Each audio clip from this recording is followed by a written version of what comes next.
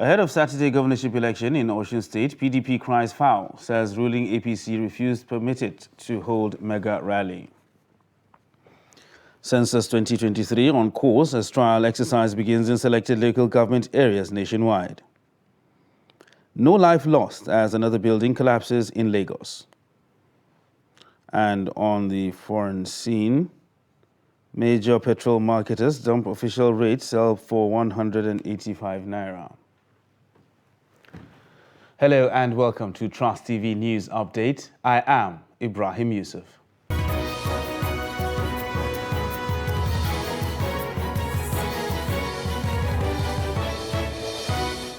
Hello and welcome once again. The candidate of the People's Democratic Party in the July 16 governorship election in Osun State, Senator Ademola Adeleke, on Wednesday said the state government has refused to grant him permission to hold his mega rally at the Osogbo City Stadium and the Freedom Park in Osogbo. Adeleke said he personally pleaded with Governor Adegboyega Oyetola to allow him use the Osogbo City Stadium or the Freedom Park for his mega rally, which is expected to host the party's presidential candidate Atiku Abubakar and other governors. As I'm speaking to you right now, we have applied for venue of our mega rally tomorrow. Up to now, they have not given it to us. And I went, to see the governor. I said, listen, we've applied several times for our venue of the rally. This state belongs to all of us. You did your own mega rally yesterday, Tuesday. So what's going on? He said, I don't know. I will look into it. I said, please look into it because we want peace. However, the Commissioner for Information in the state, Funke Egbemode, in a telephone interview, said the Osogbo City Stadium and the Freedom Park had earlier been granted to other people before Adeleke applied, noting that one venue cannot be given to two applicants at the same time. Meanwhile, governorship candidates in the July 16th governorship election in Osun State on Wednesday signed a peace accord and pledged to conduct themselves in a peaceful manner during the election. The peace accord signing was facilitated by the National Peace Committee under the chairmanship of former head of state, General Abdul Salam Abubakar, and the Kuka Center, led by Bishop of the Catholic Diocese of Sokoto, Matthew Hassan Kuka. Hamid Oegbade filed in this report, as presented from our studio. The candidate of the All Progressives Congress, Adegboyega Oyetola, his People's Democratic Party counterpart, Ademola Adeleke, were among the candidates that signed the peace accord. The event was witnessed by the chairman of the Independent National Electoral Commission, Professor Mahmood Yakubu, and the Oni of Ife, Oba Adeyeye Enitan Ogunwusi, the president of Osun State Muslim Community, Alhaji Mustafa Olawuyi, and members of the civil societies. Oni of Ife commended the candidates for the maturity they displayed and appealed to them to sustain it throughout the election period. He said the traditional rulers will also play their part to make the election hitch-free in their various communities. So please, for you, the members of the political class, in the name of the Peace Committee, I want to appeal to you. We love our country, we love our democracy, but please, politicians in Nigeria, we beg you, make it possible for us to trust you. Make it possible for us to love you. Make it possible for us to show that by choosing democracy, we have chosen to stay alive. Because finally, as they say, the democratization of development leads to the development of democracy. Okay, I repeat that. The democratization of development leads to the development of democracy. That is, if we democratize the opportunities that are available to the widest number of our citizens, then our people will become enthusiastic to go out and vote. But if they vote and they think that we are voting only for a select group of people to enjoy on our behalf. Bishop Matthew Kuka, in his remark, said the Osun governorship election is crucial as it will be a pointer to how the 2023 general elections will be. This coming Saturday, that we are taking to the polls. We were here yesterday. We had a very large and robust stakeholders meeting. We had a very wonderful debate on behalf of our various states. One thing we can assure you of is, as traditional rulers, we will ensure that we keep our community and every locality that we are ruling over, we will make sure that everything is set. And still talking politics, the emergence of Senator Kashim Shettima, former governor of Borno State, as the APC vice presidential candidate was greeted with joy in Maiduguri, the state capital. This is even as residents expressed divergent opinions on the Muslim-Muslim ticket. Our correspondent went round the city to feel their pulse on the people on the nomination. The report. For the past few weeks, Nigerians have waited eagerly for the announcement of running mate to APC presidential candidate Bola Tinubu in the forthcoming general elections. The latest declaration of Senator Kashim Shettima is drawing more reactions, especially from Maiduguri residents, with some expressing happiness over his emergence. Others, however, think differently. Especially looking at when he was managing the Borno State government. Look at how the economy took the proper shape, even though we were in a kind of insurgency and unrest. But the guy has tried. He delivered. He made it possible, and he successfully finished his 8 years term. If you're looking for a vice president, you need someone that will man the economic team of the country. You need someone that will be chairman of the privatization team of the country. If you don't have enough exposure, depth of intellect, these are terrains that are quite difficult for anybody to handle.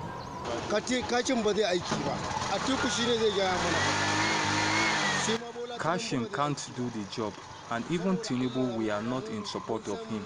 We know them very well. They are not fit. We rather support Atiku. How much is a mudu of rice?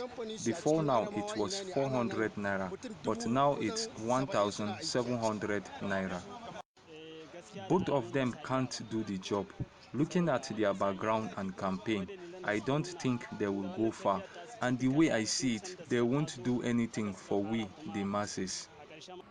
The APC's Muslim ticket for the elections, they say, does not reflect in the constitution, but rather attention should be given to important issues Nigeria needs to address. You are a Muslim, you are a Christian, you are a pagans, or this and that. The constitution has never discussed anything about religion. Who has the public trust? Who has the good record? You know, but talking about religion in this context, I don't know. But looking at the political culture and political orientation of Nigerians, that has now been an issue. No, we are all Nigerians. We are all one. Because if we will view it religiously, it will cause problems and we won't progress. So it's all about giving them the chance. Who knows, it will bring better change and peace for the country. As the presidential aspirants set to seek for the highest office in the country, Nigerians are watching with keen interest to see who will be elected to succeed President Muhammadu Buhari in 2023. Meanwhile, the national chairman of the All Progressive Congress, APC, Senator Abdullahi Adamu, has defended the decision of the party's presidential candidate, Bola Tinubu, to settle for Senator Kashim Shettima as his running mate for the forthcoming 2023 general elections. The chairman answered some questions from State House reporters after leading members of the party's National Working Committee on a courtesy visit to President Muhammadu Buhari in his country home in Daura. Adamu said the party had to agree on the strategic decision because of the reality of politics in Nigeria, stressing that nobody was out to promote Christian or Muslim ticket. He said Nigerians should not look at the ticket from a religious perspective, but rather from what the candidates can offer the nation.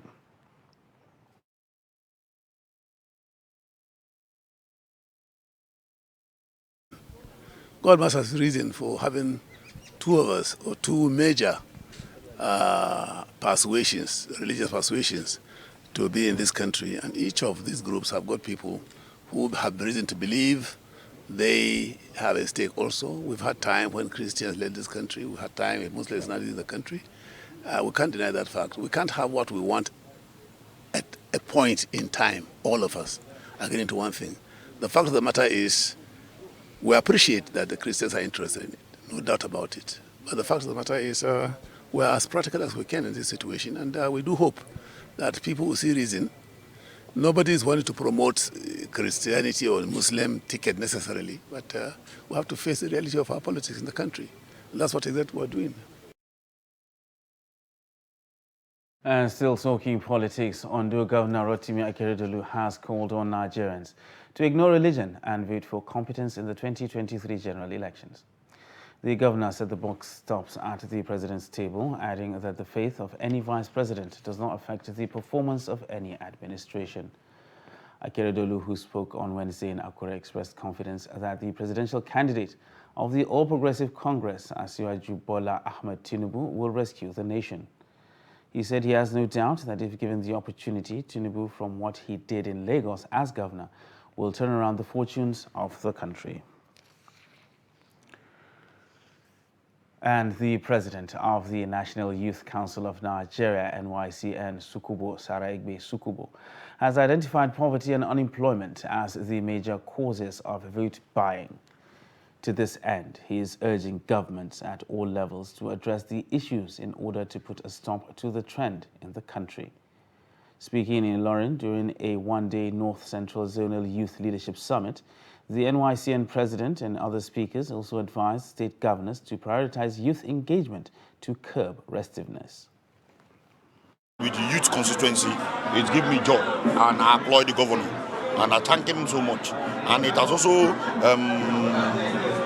pushed the National Youth Council of Nigeria to look inward to give the governor total support for his administration and for his second term in office. We want other state governments to tap from the vision of the executive governor of Kwara State in making sure that young people are given a right of place.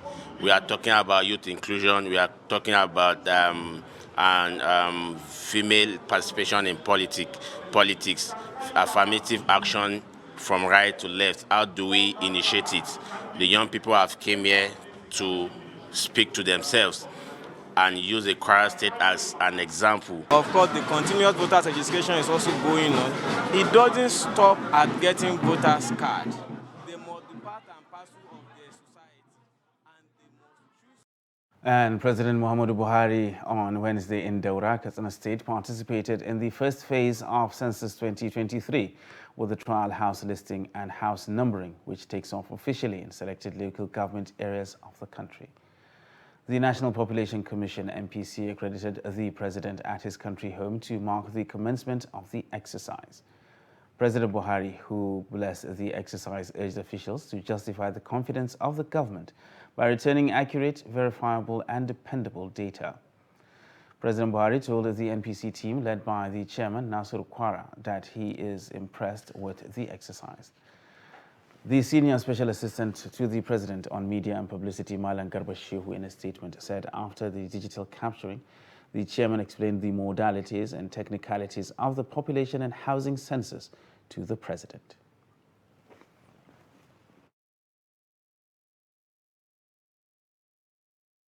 The conduct of census, National Population Housing Census in April 2023, and part of the preparatory activities is the enumeration identification, which we have done.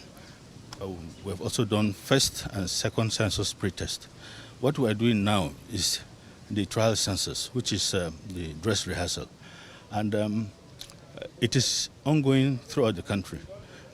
Here in the northwestern geopolitical zone, we have chosen Katsina State to do full-blown local government census. And in Katsina State, we've chosen Daura, which is a border local government with Niger, then It is also has a rural setting and has also an urban setting. You're watching Trust TV News Update. And still to come on the news, how menial workers earn livelihood in Abuja. Details of this and more after the break. Do stay with us.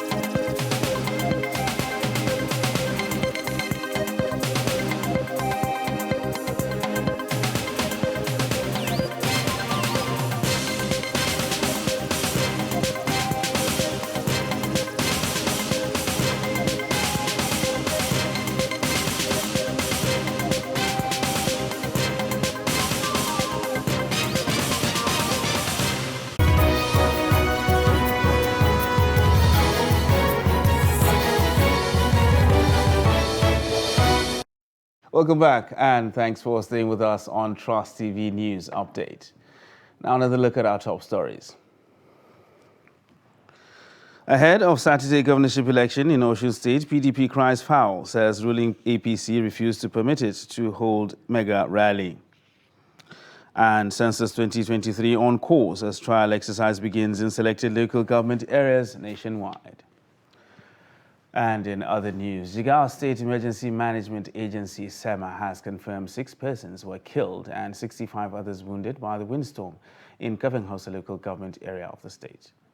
The executive secretary of the agency, Yusuf Sani, said the windstorm on Tuesday wreaked havoc on the affected community and destroyed many houses, adding that the agency was conducting a damage assessment to ascertain the extent of the destruction.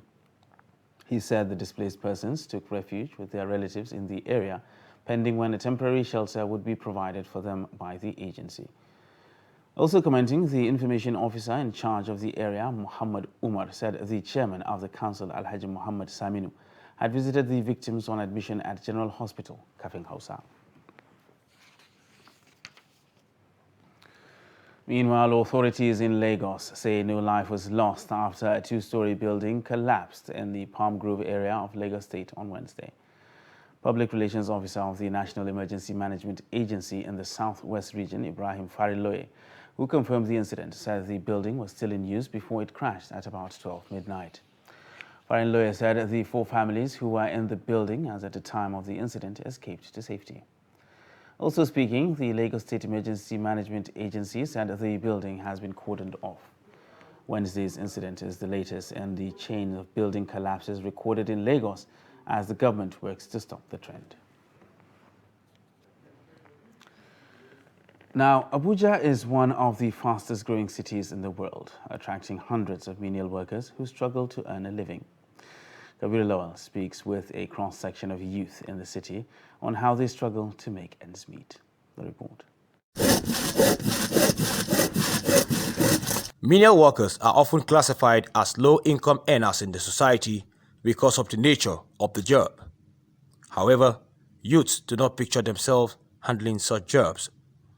But lack of employment in the country has forced these youths to be engaged in such manual jobs. Some youths revealed to Trust TV correspondent that before these at times, things were better. But going by the high cost of living and difficulties in getting jobs made them to take on anything that can put food on the table. Like we now here that we not have enough cash to buy some instrument. So we have to come and look for small thing because the country now come like talk. Let's get me now like this. My mother don't call me now and say I send 2,000 for her. But you small 10,000 I don't gather now I send 2,000 for her like this. You see? Family now me be firstborn, but still on still. Talk. If you go, man, make person help you, man. Make you open shop for you. Okay, bros, I do so well. Fashion designer. If I sew for you, They called on well-meaning Nigerians and the government to come up with programs and projects that should change the current and ugly narrative. Politicians, they don't want to give us work, make we do. They say go work, go work. We find school go, they don't give us school. The education, man, we thank God, we try, we read, we write, we defend ourselves for some kind of places. And the small power we get, don't be say we get job rich like the way we work. But we see they appreciate, they don't say that's stealing. Now we will not want. Some of them even showed off their musical skills. Life na jeje, everything na turn by turn. If your turn reach, bros go blow.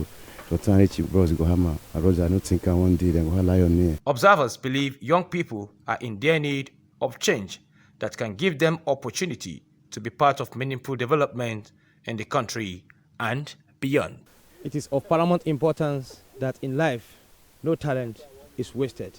This is what they do here, and they sing, dance with joy to make ends meet and put food on the table for themselves. In Abuja, Kabir Lawal, Trust TV News. And as Nigerian workers resume work after a 2-day public holiday to celebrate Eid al-Kabir, some primary school pupils in Yola have taken to tree planting to help restore the environment. Salis Lawan reports that the exercise is part of efforts aimed at averting deforestation and climate change. The report. Planting a tree is one of the easiest ways to improve the environment and beautify surroundings.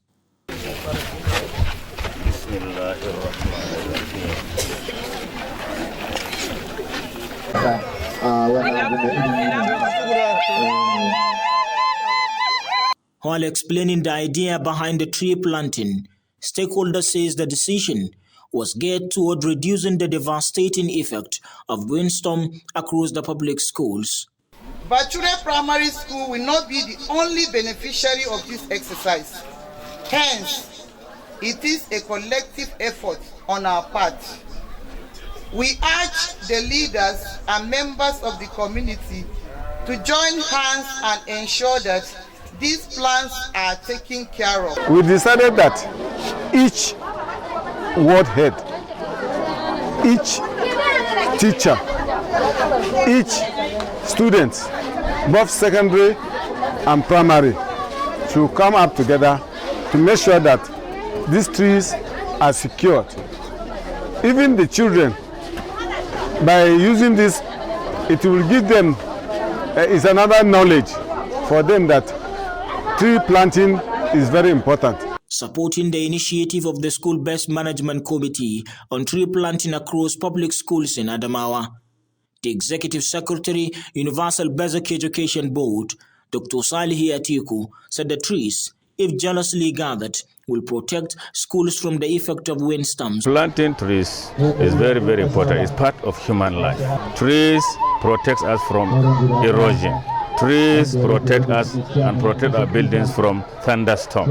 And trees are shades where we can sit down and rest. Trees protect us from the heat of the sun. And trees can also be used for domestic purposes. Parents also commended the tree planting initiative, saying the move will go a long way toward restoring environmental friendliness. From Yola, Salis Lawan, Trust TV News. The pump price of petrol in Abuja on Wednesday seems to have settled at 185 naira per litre, which is above the government-regulated price of 165 naira per litre. While most fuel stations appear to have settled for the 185 naira per litre adjustment along the airport road, some stations in the Kubwa axis were selling the product for as high as 235 naira per litre. Fuel shortages have become common in Abuja in the past month, despite government's insistence it has enough supplies to go round. The Independent Petroleum Marketers Association of Nigeria has, however, insisted that several factors have made it difficult to sell at the approved rate, pointing out that its members were not selling at a loss, but their profit margins had been eroded significantly. High cost of logistics and the war in Ukraine have been blamed for the spiraling cost, and now the marketers may have stared down government and may have obtained a tacit go-ahead to raise the prices by 25 naira per litre. And that wraps up Trust TV News Update for this hour. For more news, you can subscribe and follow us across all our social media platforms. I am Ibrahim Yusuf. Thanks for watching.